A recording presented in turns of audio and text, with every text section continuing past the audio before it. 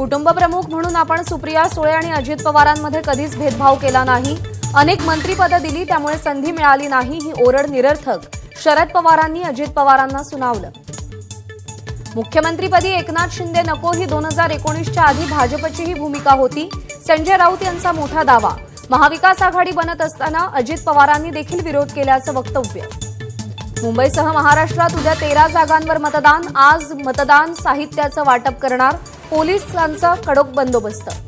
मुंबईतल्या 3 मतदारसंघात 2 शिवसेना आमने-सामने, दक्षिण मुंबईमध्ये अरविंद सावंत विरुद्ध यामिनी जाधव तर दक्षिण मध्यमधून अनिल देसाई विरुद्ध राहुल शेवाळे लढत। वायव्य मुंबईत अमोल कीर्तीकर रवींद्र वायकरांना भिंडा।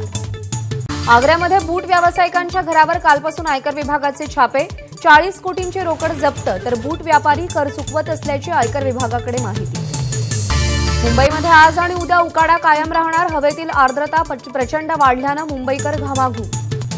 मान्सून आज अंदमानात दाखल होणार, 31 मे रोजी केरळ आणि 7 जूनला महाराष्ट्रात धडकण्याचा अंदाज।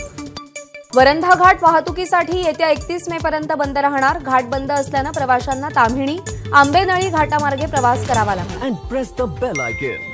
Never miss an update.